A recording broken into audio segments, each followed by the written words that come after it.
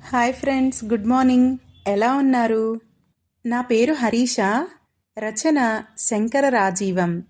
రచించిన వారు మీనా ముక్తేశ్వర్ గారు. సరే మరి 13వ భాగం చూద్దామా? కొంచెం తినమ్మా, కొంచెం తిను అంటూ పాయసాన్ని తినిపించింది గౌరమ్మ రాజీతో. రాజీ వాంతి చేసుకుంది దూరంగా వెళ్ళి. అయ్యో నా తల్లి, ఏమైందమ్మా అంటూ కంగారు పడిపోయింది గౌరమ్మ. వాంతి చేసుకున్న కూతుర్ని చూసిన పద్మనాభం, నీ ముఖంగాని దగ్గరగా చూసిందా ఏమిటి అంటూ గౌరమ్మ వైపు చూసి నవ్వాడు. అవటానికి చెవిటి మాలోకమే గాని వెటకారాలు మాత్రం ఏమీ తక్కువ కాదు. ఈయన గారి అమ్మ అంతే, అబ్బా అంతే అంటూ గొణుక్కుంటూ వచ్చి కూతురు వైపు చూసి నీరసపడి కూర్చుంది గౌరమ్మ. ఏంటో పిల్లకి వాంతులు అంటూ దిగులు పడుతున్న గౌరమ్మ వైపు చూసి నవ్వింది రాధమ్మ. రాజీకి వేవిళ్ళు వదినా, మీకు తెలియందేముంది, మన పిల్లలకయ్యేసరికి కంగారుగా ఉంటుంది. నాకు తెలిసి మనవడే పుట్టేలా ఉన్నాడు అంటూ ఆనందంగా నవ్వింది రాధమ్మ. నిజమే రాధా, ఏంటో నా పిచ్చితనం ఒక్కోసారి ఇలా ఉంటుంది. అబ్బా, నీ మాట నిజమే అవ్వాలి గాని నీ నోట్లో బెల్లం ముక్క పెట్టేస్తా అంటూ నవ్వింది గౌరమ్మ. అత్తగారి వైపు ఆశ్చర్యంగా చూశాడు శంకరం. అత్త ఎప్పుడూ నవ్వడం చూడలేదు మరి. నవ్వితే బాగానే ఉందమ్మా అత్తమ్మ అన్నాడు శంకరం. నోరు ముయ్యరా, మీ అత్త వింటే బాగోదు అంటూ నవ్వింది రాధమ్మ. ఇదిగో గౌరమ్మ, మీ అమ్మాయి నీళ్లు పోసుకుందన్నావుగా, తొలిసారిగా మా చెట్టుకు చక్కెర కేళి గెల వేసింది. ఇవిగో డజను కాయలు అంటూ ఇచ్చింది పక్కింటి ఆదెమ్మ. లోనకి తీసుకెళ్ళు శంకరం అంటూ ఇచ్చింది గౌరమ్మ. శంకరానికి ఆ చక్కెరకేళి చూస్తే నోరూరింది. ఒకటి తిని బాగా ఉండేసరికి అరడజను కాయలు తినేశాడు. రాజీ చూసి గబగబా తొక్కలు ఆవుకు వేసింది. కంగారులో పేడ మీద కాలు వేసి జారి పడబోయింది. వెంటనే శంకరం పరుగున వెళ్ళి పట్టుకున్నాడు. అయ్యో, ఎందుకు వచ్చావిక్కడికి అంటూ వద్దు వద్దు అనే కొలది రాజు కాళ్ళు కడిగాడు. ఇక్కడ బాగోలేదు, ఉండు నేనెత్తుకొని తీసుకువెళ్తాను నిన్ను అన్నాడు శంకరం. అయ్యో, మరీ చోద్యంగా ఉంది బావా, ఎవరైనా చూస్తే నవ్వుతారు అంది రాజీ. ఎవరైనా? నేను లెక్క చెయ్యను అంటూ ఎత్తుకొని రాజీని తీసుకువచ్చాడు శంకరం. అది చూసిన రాధమ్మ కంగారుగా వచ్చింది. గౌరమ్మ పరుగున వచ్చింది. పద్మనాభం గారు వింతగా చూశారు. అయ్యో, ఏమైందమ్మా నా తల్లి, నా బంగారు కొండ అంటూ గౌరమ్మ పరుగున వచ్చింది. రాధమ్మ కొడుకు వైపు అలానే చూస్తూ ఉంది. రాజీ ఏదో చెప్పబోతుంటే ఆపి, కాదత్తమ్మా, నువ్వు చక్కెరకేళి ఇచ్చావుగా, నాకు బాగా నచ్చి అరడజను కాయలు తినేశా. ఆ తొక్కలను ఆవుకు వేసి వస్తూ పడబోయింది రాజీ. అన్నీ చక్కగా పూసగుచ్చినట్లు చెప్పాడు శంకరం. అంతే, గౌరమ్మకు ఒళ్ళు మండిపోయింది. పిల్ల రోజుకి ఒకటి తింటుందిలే అని ఇస్తే నువ్వు తినేశావా? కుంభకర్ణుడు తమ్ముడివి అని తిట్టుకుంటూ లోనికి వెళ్ళింది గౌరమ్మ. ఎందుకు అవి? నాకిష్టం లేదు, నేను తిననసలు అంది రాజీ కోపంగా. అయితే ఇటు తీసుకురా అంది గౌరమ్మ. ఎందుకు? ఆ కాయలు బావకి నచ్చాయి, బావ తింటారులే అంది రాజీ కోపంగా. మొగుడు మీద మాట పడనివ్వదు అనుకుంటూ లోనికి వెళ్ళిపోయింది గౌరమ్మ. ఆ తొక్కలు దారిలో వేసి ఉంటాడు, వాటి మీద కాలు వేసి పడబోయే ఉంటుంది. భయంతో అబద్ధాలు చెప్తున్నాడు. వీడికేమీ తెలియదు, పిల్లని ఎలా చూసుకోవాలో ఏంటో అని దిగులు పడింది గౌరమ్మ. మూతి ముడుచుకుని కూర్చున్న భర్తను చూసి నవ్వింది రాజీ. ఎందుకు? నన్ను తిడితే నీకు నవ్వు వస్తుందా అన్నాడు శంకరం. లేదు బావా, చిన్నపిల్లల్ని ఎలా పెంచాలో నేను నేర్చుకున్నా అంటూ నవ్వింది రాజీ. ఎలా అన్నాడు శంకరం ఆశ్చర్యంగా. ఎందుకు బావా, నిన్ను చూస్తున్నాగా, పుట్టేవాడు కూడా అంతే అంటూ నవ్వింది రాజీ. బట్టల కొట్టుకు వెళ్ళాడు శంకరం. తల బాగా నొప్పిగా ఉంది శంకరానికి. పక్కనే పద్మనాభం కొట్టులో మందులు ఇస్తారని అడిగాడు వెళ్ళి. తలనొప్పికి 2 మాత్రలు ఇచ్చాడు ఆ డాక్టర్. వేసుకుందామని చూస్తే మంచినీళ్లు లేవు. ఇంతలో అటుగా వెళ్లే అంజిగాడు కనిపించాడు. ఇక్కడ మందులు ఇస్తున్నారంటూ చెప్పాడు అంజిగాడు. శంకరాన్ని మాట్లాడనివ్వకుండా, జనం చూడు ఎలా వస్తున్నారో, కోడి పెంటకు ఆవు పెంటకు అంటూ నవ్వాడు అంజిగాడు. నాకేం అర్థం కాలేదన్నాడు శంకరం. ఒరేయ్ వెర్రి పంతులు, నేనే తెచ్చిస్తున్నా, ఆవు పేడ, కోడి పెంట, మేకది కూడా అంటూ పడిపడి నవ్వాడు అంజి. ఇంకా అలాగే అర్థం కాని ముఖం పెట్టిన శంకరాన్ని చూసి, తెచ్చినవి ఎండబెట్టి ముద్దలు చేసి రంగులు కొట్టి నాటు మందులలా అమ్ముతున్నారా వెర్రివాడా అంటూ నవ్వాడు. అవునా అంటూ ఆశ్చర్యంగా బెరుకుగా చూశాడు శంకరం. ఆ, అవి శుద్ధి చేసి ఇంకా ఏదో చేస్తారు, కానీ వీళ్ళు వేరే రకం మనుషులు కదా, అలానే అమ్ముతున్నారు పాడు అంటూ చెప్పాడు అంజిగాడు. ఇప్పుడే నాకు తలనొప్పి అని మాత్రలు తెచ్చుకున్నా అంటూ చూపించాడు శంకరం. వాటిని పగలగొట్టి చూపించాడు అంజిగాడు. వాటి కోసం ఇక్కడికి రావాలా, మీ ఇంట్లోనే ఉన్నాయి కదా, అవి తీసుకుని వేసుకోవచ్చు కదా అంటూ వెకిలిగా నవ్వుతూ వెళ్ళిపోయాడు అంజిగాడు. ఆ రోజు బట్టల కొట్టుకు వచ్చారు చాలామంది. పక్కనే డాక్టర్ మందులిస్తున్నారని చెప్పుకుంటున్నారు. అబ్బే, అక్కడికి వెళ్ళకండి, ఇదీ సంగతి అని చెప్పాడు శంకరం అమాయకంగా. అంతే, జనమంతా అక్కడికి వెళ్ళి గోలగోల చేశారు. కాసేపటికి బోర్డు ఊడబీకి డాక్టర్ని తన్ని పంపారు. మొత్తం జనమంతా బట్టలే బాగోలేదనుకుంటే డాక్టర్గా తెచ్చి పెంటలమ్మి మా ఆరోగ్యం పాడు చేస్తావా అంటూ పద్మనాభం మీదకు కొట్టడానికి కూడా వెళ్ళారు. శంకరం ఇంకొందరు అడ్డుపడి పంపించేశారు. తండ్రి చేష్టలకి పద్మనాభం కొడుకు కూడా కొట్టు ముఖానికి వస్తే మర్యాద దక్కదు అని తండ్రిని ఎదిరించి వెళ్ళిపోయాడు. చెడపుకురా చెడేవు అని అంజిగాడి సావాసం అంత పని చేసింది పద్మనాభానికి. దూరం నుండి చూస్తున్న అంజిగాడిని చూసి వాడి వెనక పరిగెత్తి చెప్పుతో పటపటా వాయించాడు పద్మనాభం. ఇక అంతే, పద్మనాభం అంజిగాడు ఆ ఛాయలకు రావడం మానేశారు. కొడుకు బట్టల కొట్టు అక్కడ నుంచి తీసేశాడు. ఇప్పుడు మన శంకరం కొట్టు వెలిగిపోతుంది. చెవిటి పద్మనాభం కొట్టల్లా శంకరం కొట్టుగా మారిపోయింది. జరిగిందంతా తెలుసుకున్న రాధమ్మ కొడుక్కి దిష్టి తీసివేసింది. రాజీ, కడుపుతో ఉన్న వాళ్ళకి ఇంత పెద్ద పొట్ట ఉంటుంది కదా, నీకేంటి లేదు అని అడిగాడు శంకరం.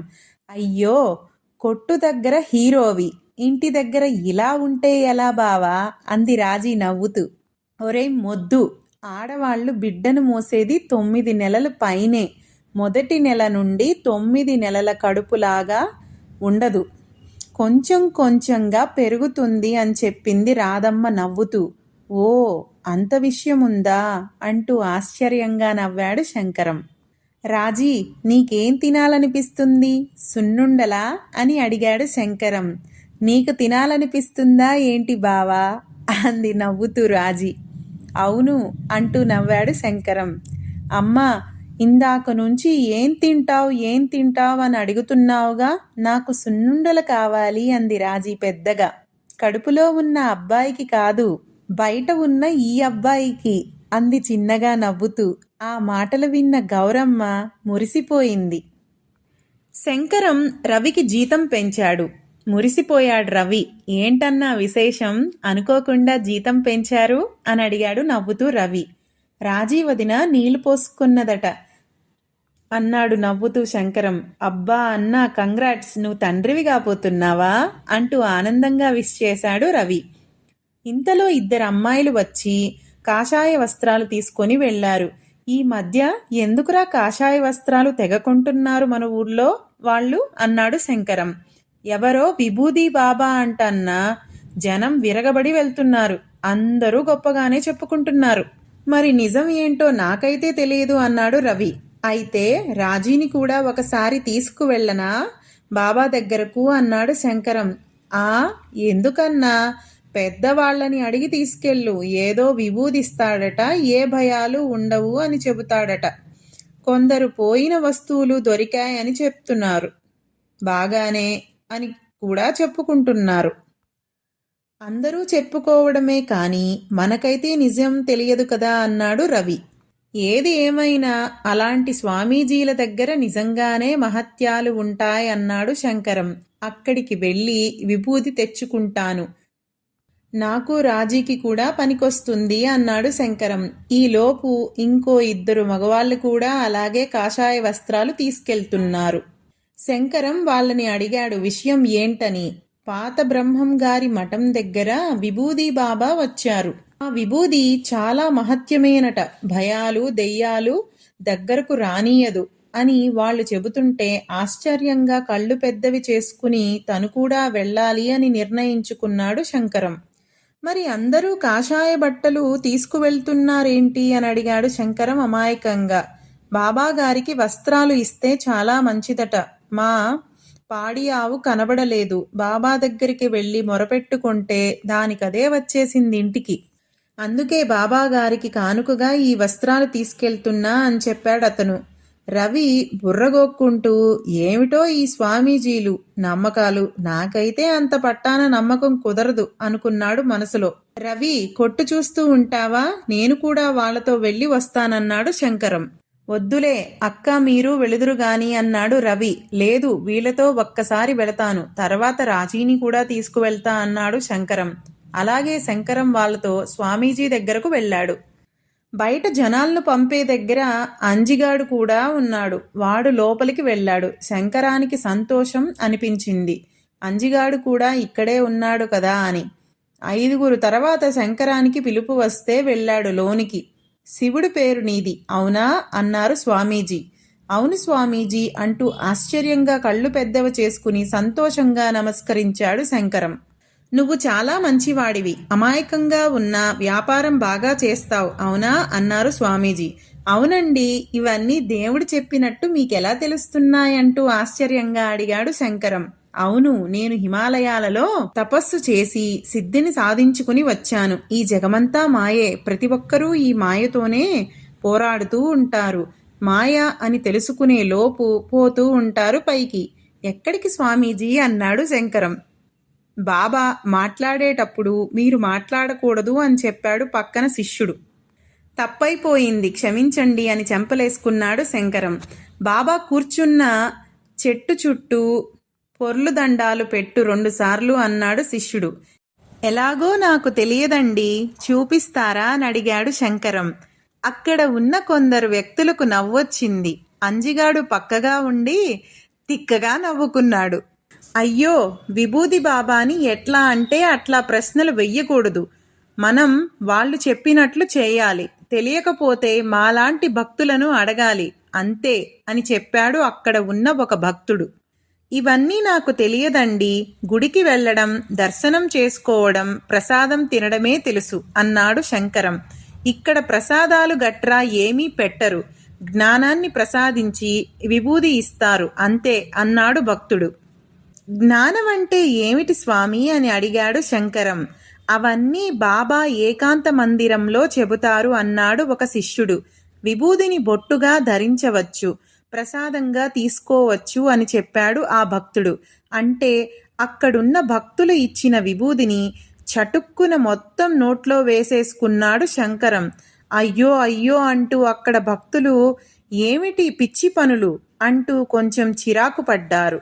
కొద్దిగా నోట్లో వేసుకో అంటే చిటికెడు వేసుకోవాలి, అంతేగాని మొత్తం తినకూడదు అంటూ వచ్చే నవ్వుని ఆపుకుంటూ చెప్పారు అక్కడ ఉన్న భక్తులు. అతడు మహాజ్ఞాని అని చెప్పాడు విభూది బాబా. శంకరం వెనక్కి తిరిగి చూశాడు. ఎవరిని అంటున్నాడో బాబా అని. నిన్నే నాయనా, నీవు కారణ జన్ముడవు, నీ వల్ల అందరికీ మంచే జరుగుతుంది. పైగా నువ్వు తండ్రి కాబోతున్న త్వరలో అని చెప్పాడు విభూది బాబా. నిజం స్వాములోరు, మీరు చెప్పేదంతా నిజమే అంటూ నమస్కరించాడు శంకరం. ఇంతలో అక్కడ ఉన్న అంజిగాడు భక్తులు పిలుచుకు వెళ్ళారు. శంకరం బదులు చెట్టు చుట్టూ పొర్లు దండాలు పెట్టమన్నారు.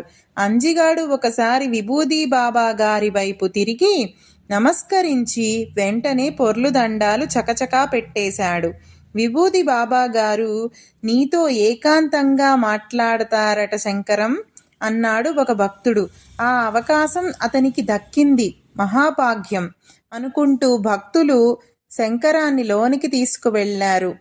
ఆహా, ఎప్పట్నుంచో ఎదురు చూస్తున్నా మనం బాబాగారి వరం అతనికి దక్కింది అంటూ భక్తులు తెగమురిసిపోయారు శంకరం వైపు చూసి. శంకరానికి ఏమీ అర్థం కావడం లేదు.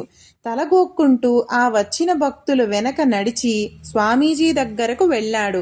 ఇదిగో నాయనా విభూది, నీ దరిదాపులకు ఏ దయ్యాలు పీడలు రావు, నీ భార్య నువ్వు విభూదిని ధరించండి అని చెప్పాడు విభూది బాబా. అలాగే బాబా అంటూ విభూది పొట్లాన్ని జాగ్రత్తగా పట్టుకున్నాడు శంకరం. శంకరం వంకే చూస్తున్నాడు విభూది బాబా.